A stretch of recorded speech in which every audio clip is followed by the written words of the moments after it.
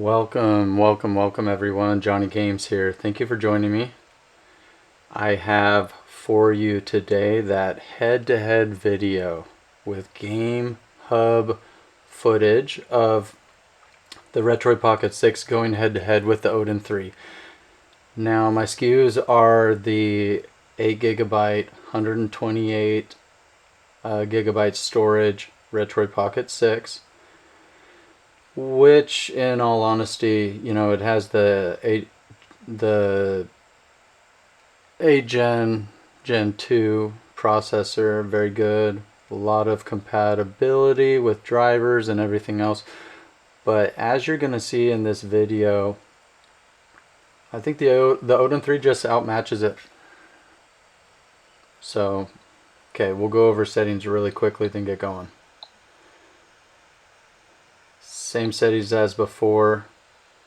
Proton 10.0, performance, that trusty version 26, revision 8 on the turnip driver, and then the newest versions of all three of these.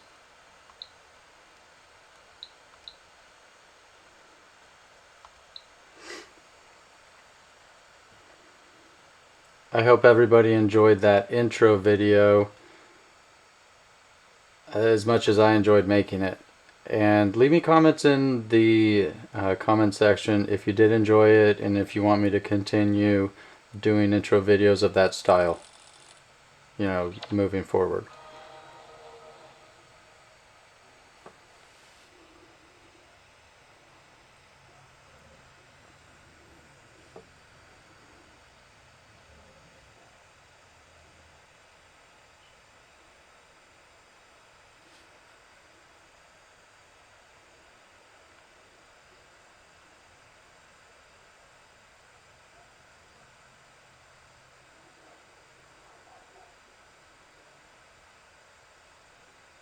Now, since I did show you the settings for this game, I'm not going to go over the settings for the other games because I use the same settings. So pretty straightforward there.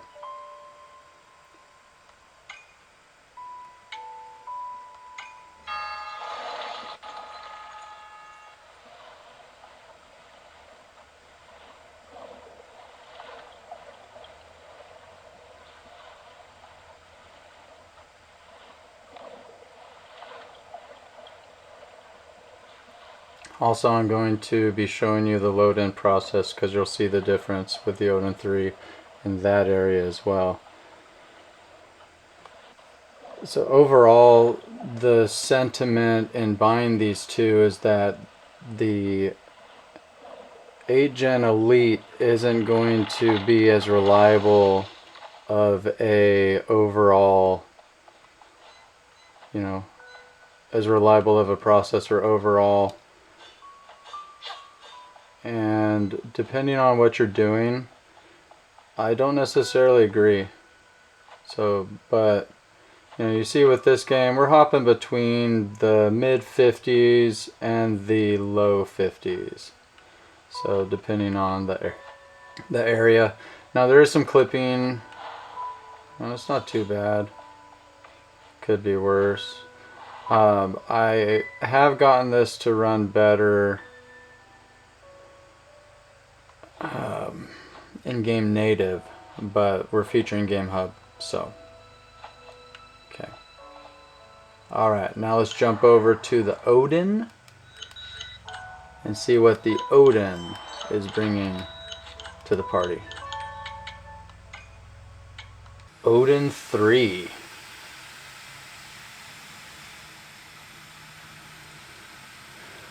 Okay, so we're using the exact same settings. For everything. Same drivers, same translation layer. And so what you're going to see is the difference, the direct difference between the 8 Gen Elite and the 8 Gen 2. So the difference between the CPUs, which is quite drastic. Not to mention the Odin is just more comfortable. You know, recently I was doing a playthrough of Super Metroid. Okay. And you'll see here that we're basically now, we're going to be at a lock 60. Not just that, we don't have any of that screen tearing that we get with the Gen, you know, the 8 Gen 2. A little bit right there. We'll get one tear coming up here, I think.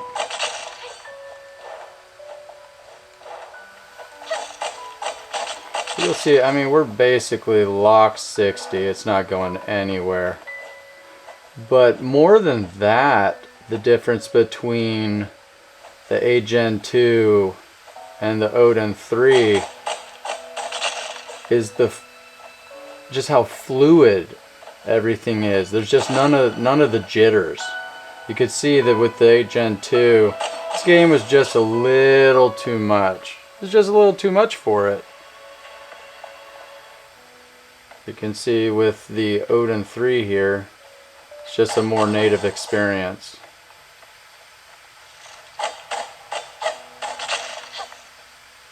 Okay. Clear win for the Odin 3. Alright, game number 2 here, Dark Light. Okay, so we are going to load this saved game that we have here. See how she does. Last time, see? Okay.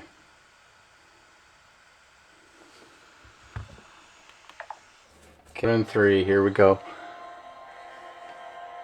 So again, this is going to be another good example of not just the difference in the processing power, but also the reliability.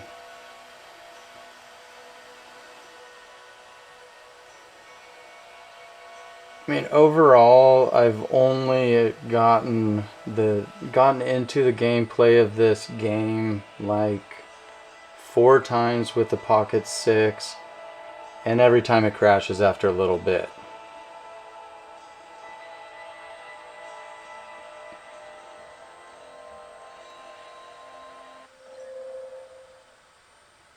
And you know, I have gotten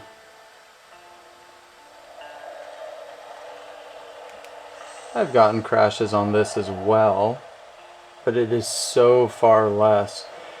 And so honestly, some of the videos making the 8 Gen 2 out to be a much more reliable and robust platform, in GameHub it's just not, which most of them do make that distinction. I've had a couple people personally in my life recommend, you know, some of these devices for more GameHub, and I just, if GameHub is what you want to do, then you got to get an 8 Gen Elite. You have to get an 8 Elite. I've never gotten the Pocket 6 to even load this part of the game. And you can see here we're about 47 frames, and this is the exact same settings that we were using with the Pocket 6.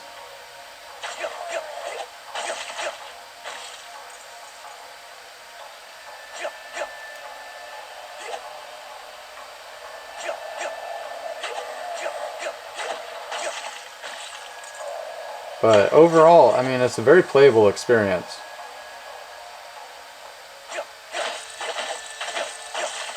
After 3 failed attempts to launch Rogue Flight, I'm not going to try anymore. I have gotten it to work. Okay, I've gotten into the gameplay, and once you get there, you get about 7. Well, it's about 10 to 22 frames a second, so not that good. Now, one thing that I want to point out and that I keep forgetting to mention is that this only has 8 gigabytes of RAM. It's probably a completely different situation and story if you get the Pocket 6 with the 12. Now, with that said, when I have gotten the games to work on this, and I've gotten all 3 of them to work, and I'm going to continue trying to get them to work so I get footage so people can see, because there's a big visual difference between this and the Odin.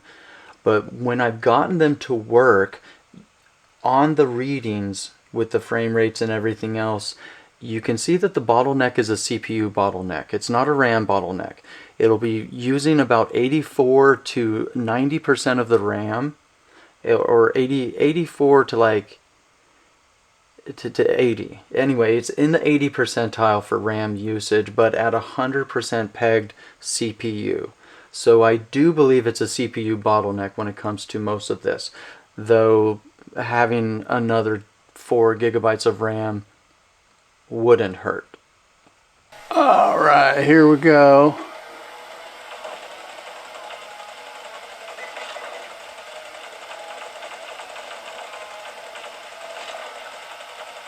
So this is a good example of how you're going to have to use different apps for different games. So even with the PC games, you know, some games are going to work good on one app and they may work better on another.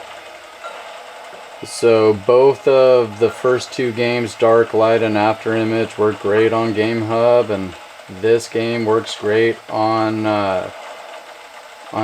Game Native. So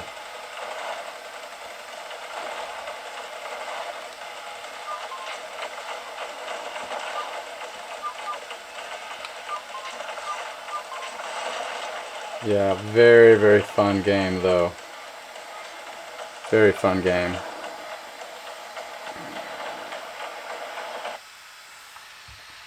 Okay, oh, and I do have a bonus game coming that shows you the ceiling, more or less, of the Odin 3.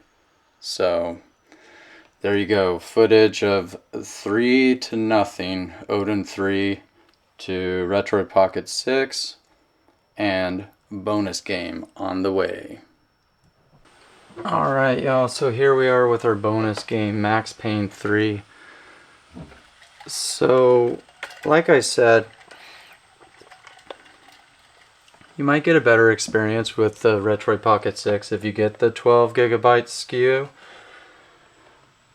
But I just feel like CPU wise, you're going to hit the ceiling really, really fast. So we're running Max Payne 3 here at 720p resolution, normal settings on everything else, and you're going to see that we get a lock 60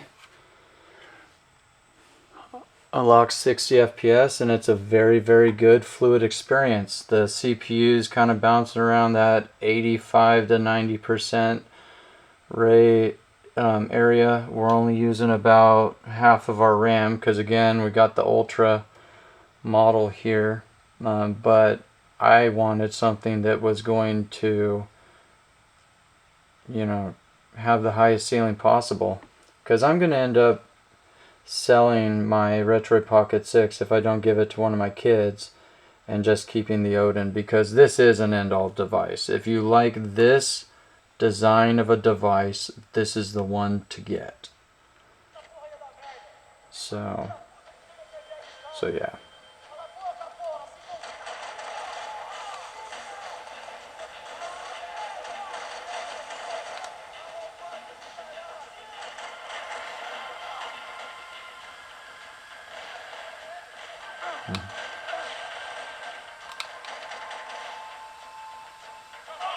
Yeah, don't make fun of my gaming. I'm not that good.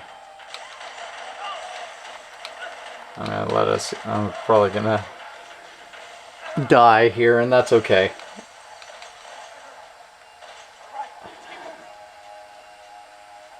Oh no, okay, I did survive. Awesome.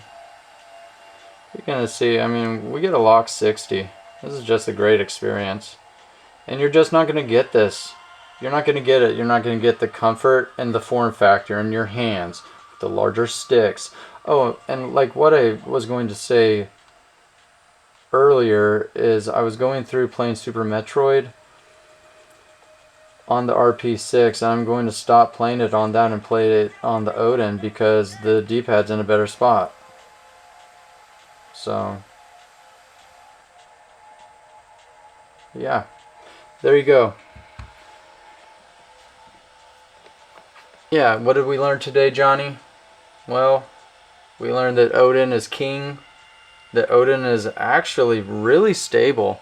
The 8th-gen Elite is not this buggy mess of a CPU that you would think watching everybody's, well, all the initial review videos. Now, granted, this is where we're at right now, and I'm pretty sure we're still just using alpha builds on all of the turnip drivers, so official support still hasn't been released.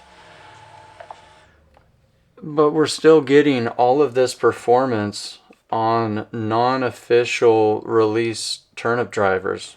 That's incredible. So thank you for joining me today. Please hit that like button, smash the subscribe button, leave a comment down below. Let me know what you liked, what you didn't like, and I'm gonna see you again. Hit that notification bell, and if you didn't like it, leave a like, and be nice to everybody in your life.